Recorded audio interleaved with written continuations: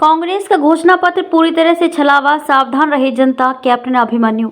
भाजपा उम्मीदवार बोले, हरियाणा में कांग्रेस नहीं बल्कि बापू बेटा फर्म, जिसे लोगों ने नकारा। विधायकों के वायरल वीडियो बता रहे हैं कि सत्ता मिली तो क्या करने वाली है कांग्रेस। जनसंपर्क के दौरान जीत के प्रति आश्वस्त नजर आए भाजपा उम्मीदवार कैप्टन अभिमन्यु। भाजपा के वरिष्ठ नेता एवं नारनौल से उम्मीदवार कैप्टन अभिमन्यु ने कांग्रेस के घोषणा पत्र को छलावा बताया है। उन्होंने कहा कि कांग्रेस कहती कुछ और है, करती कुछ और है। इसका उदाहरण वे प्रदेश है जहाँ कांग्रेस ने झूठ के सहारे सत्ता हथियाई है। जनता को ऐसी पार्टी से सावधान रहना चाहिए। कैप्टन अभिमन्यु बुधवार को अपने जनसंपर्क अभियान के दौरान कोतकला गांव में पत्रकारों से बातचीत कर रहे थे। इस दौरान ग्रामीणों को संबोधित करते हुए उन्होंने कहा कि वास्तव में तो हरियाणा में कांग्रेस है ही नहीं बल्कि बापू बेटा फर्म है, जिसे जनता नकार चुकी है। फिर भी हम कहते हैं कि घोषणा पत्र में भाजपा की नकल की गई है। मुख्यमंत्री नायब सिंह सैनी 500 रुपए में सिलेंडर देने की घोषणा कर चुके हैं और कांग्रेस अब देने की बात कर रही है। ओपीएस की जहां तक बात है, कांग्रेस ने हिमाचल में वादा किया था, वहां कर्मचारियों को वेतन के भी लाले पड़े हुए हैं। उन्होंने कहा कि कांग्रेस 2 लाख युवाओं को रोजगार देने की बात कर रही है, लेकिन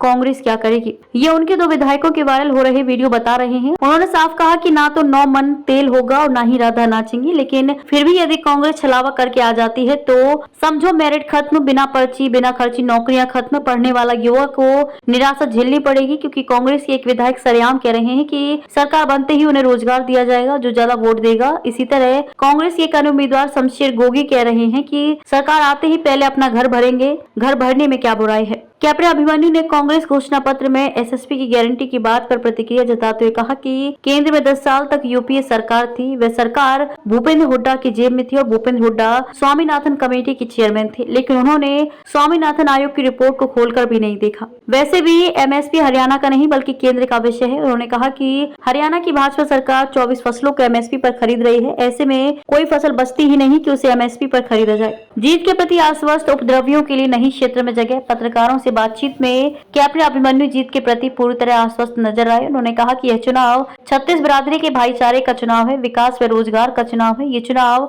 नारनौल का भविष्य बनाने का चुनाव है। यहाँ की समझदार जनता अपना भला बुरा भली भांति समझती है और अपने भाई, अपने बेटे अभिमन्यु को आशीर्वाद देगी। उन्होंने कहा कि इस क्षेत्र में गाली गलौज करने वालों, उपद्रव फैलाने वालों के लिए कोई जगह नहीं है। कंधे किसी के फायर कर रहा कोई और। कांग्रेस उम्मीदवार जस्सी पेटवार द्वारा अपने को गरीब बताने पर प्रतिक्रिया जताते हुए कैप्टन अभिमन्यु ने कहा कि जस्सी मेरे गुआंढी भाई हैं और छोटे हैं। इसके बावजूद जस्सी को क्षेत्र की जनता के समक्ष ये अवश्य स्पष्ट करना चाहिए कि अगर वे गरीब आदमी हैं तो उनके साथ घूम रही काले शीशों वाली गाड़ियां किसकी हैं, उनमें घूम रहे लोग कहां से आए और वे क्षेत्र का माहौल खराब क्यों करना चाहते हैं। वास्तव में कंधे तो जस्सी के प्रयोग किए जा रहे हैं और उनके ऊपर से फायर कोई और कर रहा है।